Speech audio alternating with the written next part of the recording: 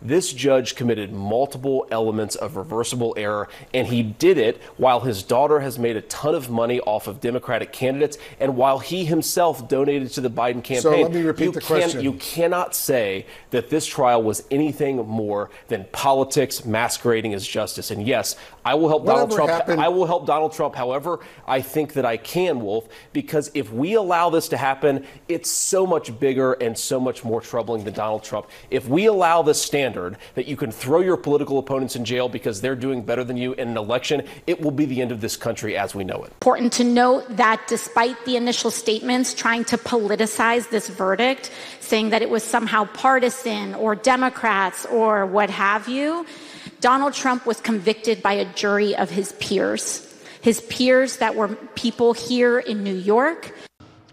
Before I begin my remarks, I just want to say a few words about what happened yesterday in New York City. The American principle that no one is above the law was reaffirmed. Donald Trump was given every opportunity to defend himself, and it's reckless, it's dangerous, it's irresponsible for anyone to say this was rigged just because they don't like the verdict. Donald Trump refers to himself as a political prisoner and blames you directly. What's your response to that, sir? Do you think the conviction will have an impact on the campaign? We'd love to hear your thoughts, sir. Should he be on the ballot, sir? All right, guys, so we got to talk about the fallout that has occurred as a result of the historic conviction of former President Trump on trumped-up charges that, again, quite honestly, nobody really knows exactly what crime he committed. But because you had a woke prosecutor in Alvin Bragg trying to go after a man, not a crime, a Democrat judge who has donated to anti-Trump political movements and also has his daughter fundraising on behalf of Democrats, and you have a mostly Democrat Trump deranged jury in New York, Trump never had a fair shot. Okay, he never had a fair shot, despite the fact that these charges were brought up using fringe legal theories to, again, try to go after a man, to take down a man after Alvin Bragg essentially campaigned on trying to take down Trump and going after Trump. Everybody conceded this is political except Democrats, because once again, Democrats are denying reality. Okay, this is their specialty. They are reality deniers. Okay, you just saw Joe Biden, AOC, come out here and say, oh, it's not political, it's not rigged. Okay, this is what they're saying.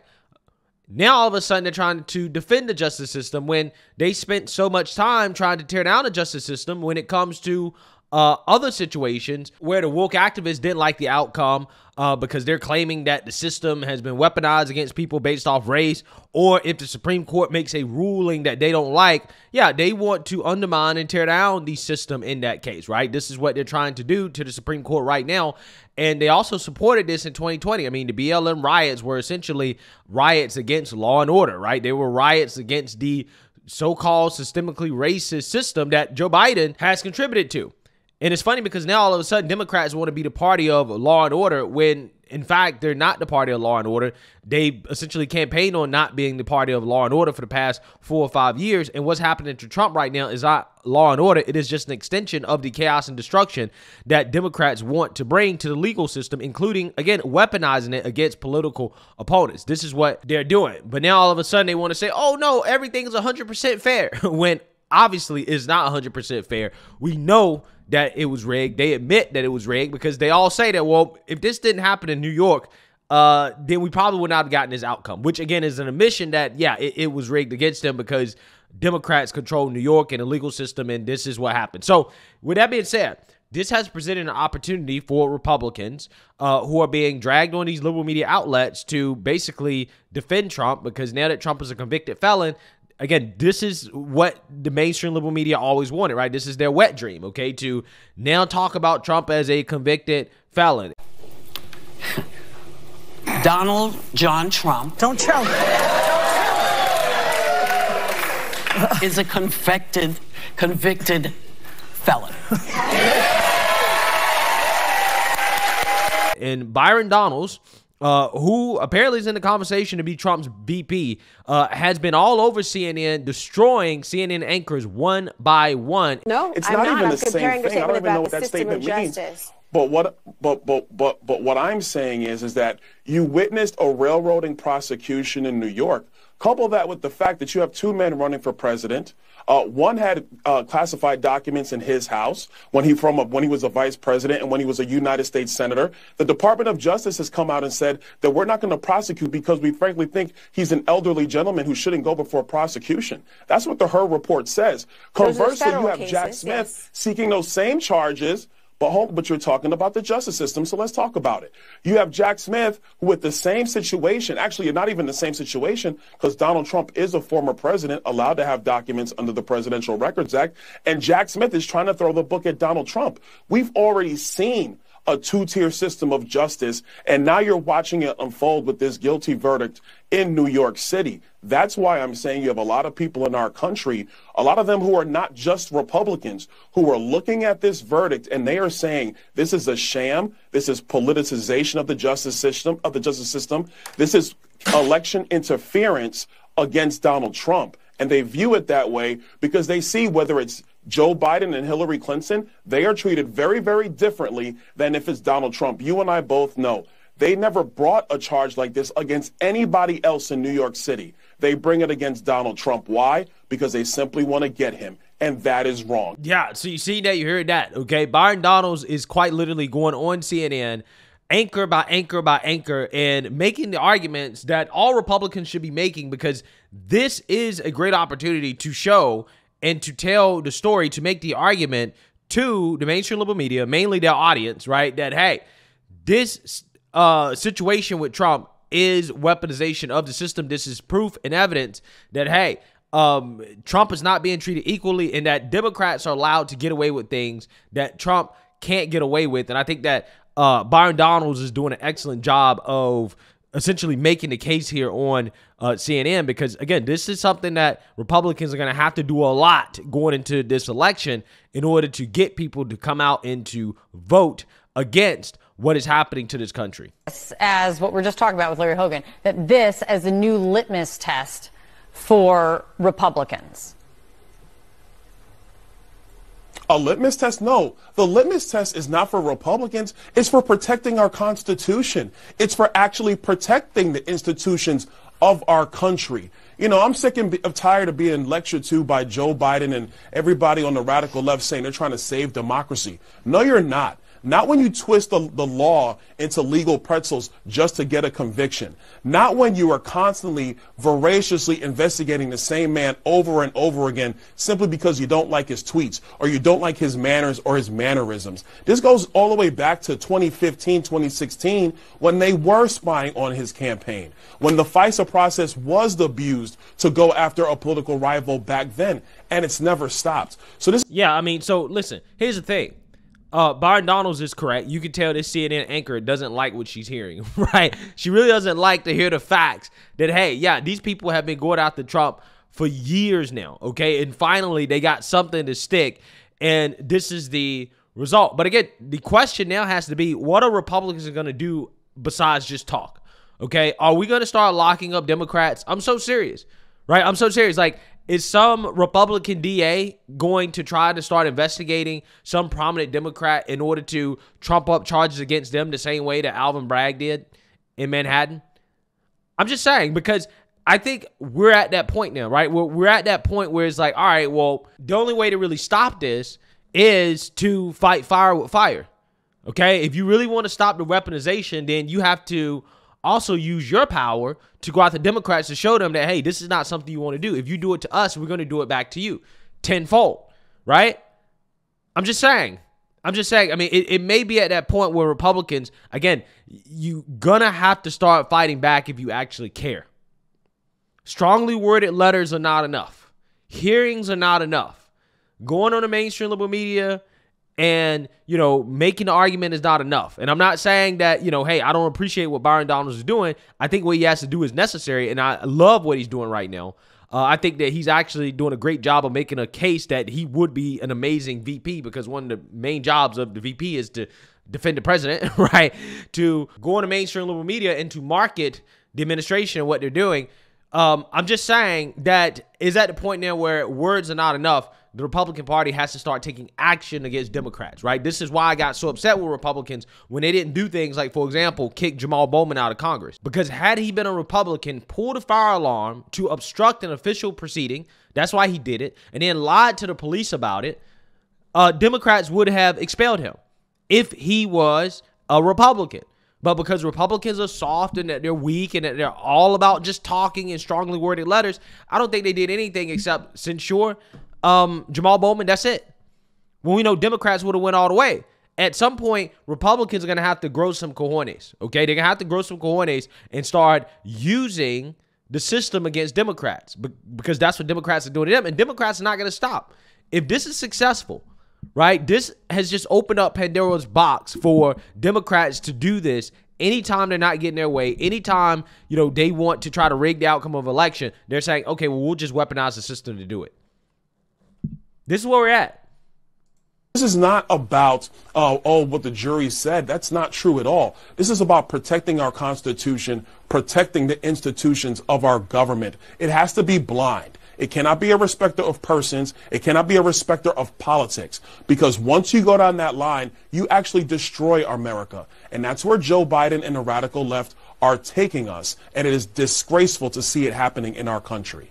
Real quick, but I know that you said Joe Biden is twisting the law into knots and has spoken out against the Justice Department and things you've said, though no evidence that Joe Biden has anything to do with a criminal case in New York.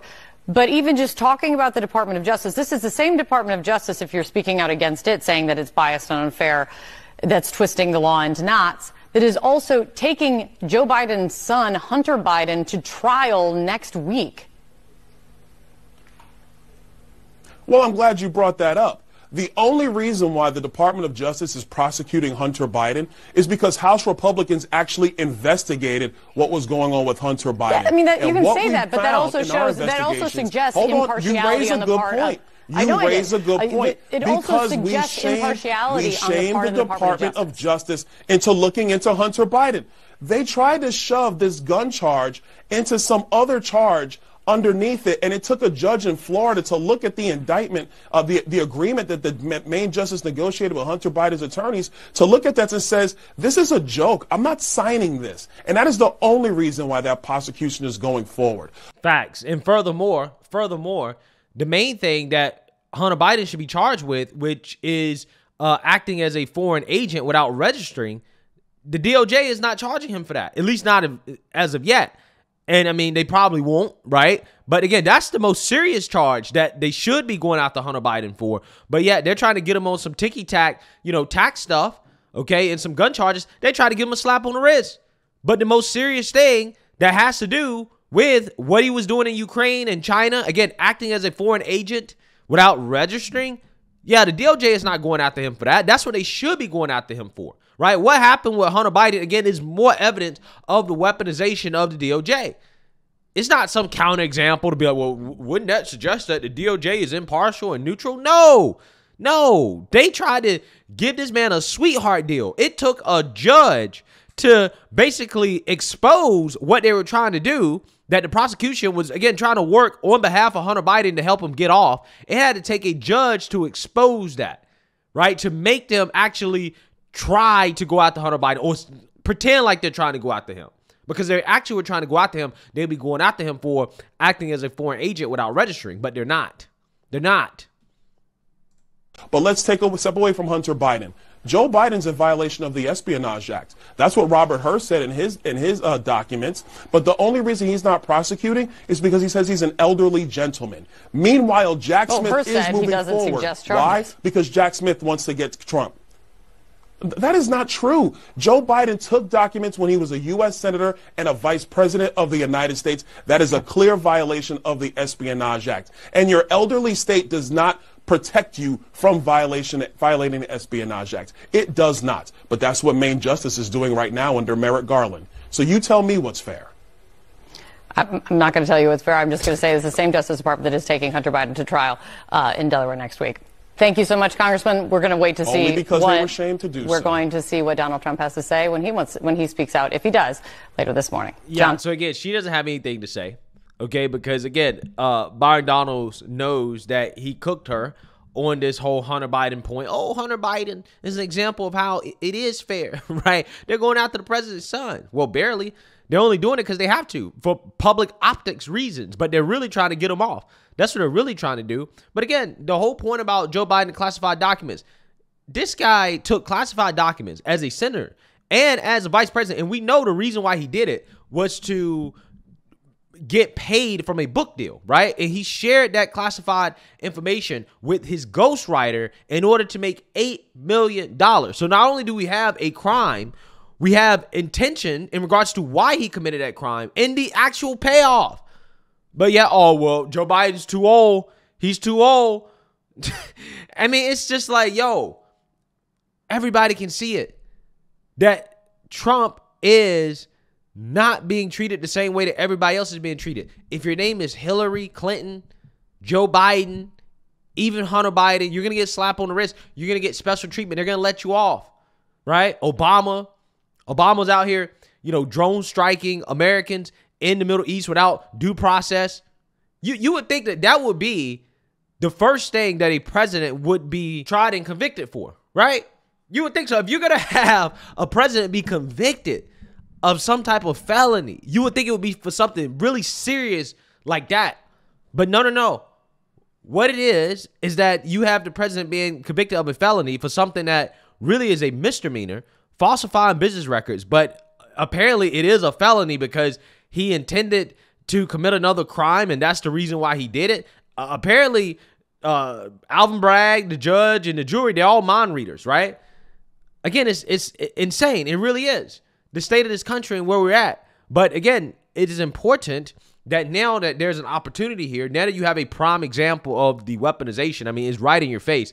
Republicans got to make the case, okay? They've been on these mainstream liberal media outlets. Again, Byron Donalds has been killing it. I've seen J.D. Vance. I've seen a lot of Republicans that are going on these outlets and basically making a case and saying that, hey, this is politicized for X, Y, and Z reasons. You can see it. And I think that it's working, man. I really do. I think that the average person sees this and knows that, hey, this is not fair. And again, hopefully, come November, come the election, again, this is something that the American people will push back on and revolt against at the ballot box. So let me know what you guys think. Make sure you like, comment, and subscribe. Most importantly, share a Black conservative perspective. Peace.